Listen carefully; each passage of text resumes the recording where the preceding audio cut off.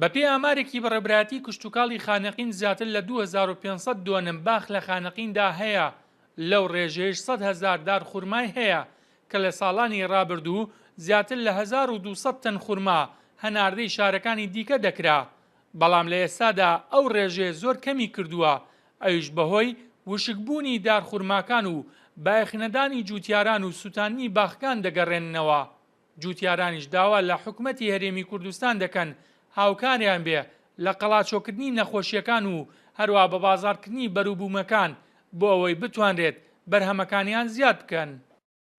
نەخۆشیشم سەرکردێت لە خورماگە پارەکە جەماعەت زراعەتن مکافحەکردن ئەمساڵ نەهاتن و باخوە تەنیا ئەی نەخۆشیی لەوە کۆی عنکەبوت و دووباسە و شتانە عیلاج ناوت ئللا وەگە ڕەش تەیارە یعنی کشت باخەکان بگردەوە زراعەت هیچ خزمەتمان نەکردیە و ساڵ وە ساڵ ئەهمال باغان کردنەوە هیچ مساعدەمان ناکەن مثلەن تەیارێک بات سەم بخەت بۆ ئەرە باغەکان و هیچ نانی ئەهمال باغانان فرەکردنە نزیکەی 235 باغ زیاتر ئاگردان و وشکی کردکردنەی ماڵ بینایەکردن لەبانی.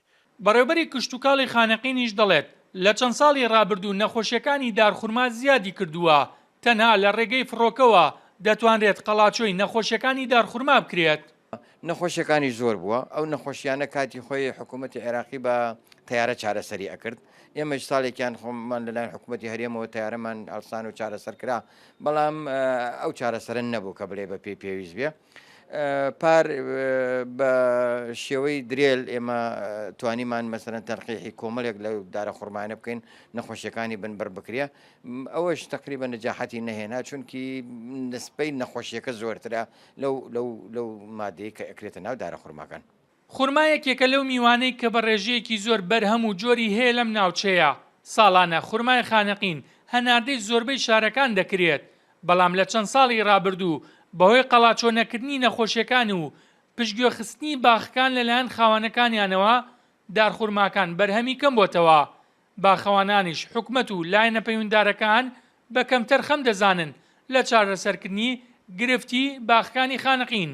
بێستون سەلام، کورتسات نیوز، خانەقین.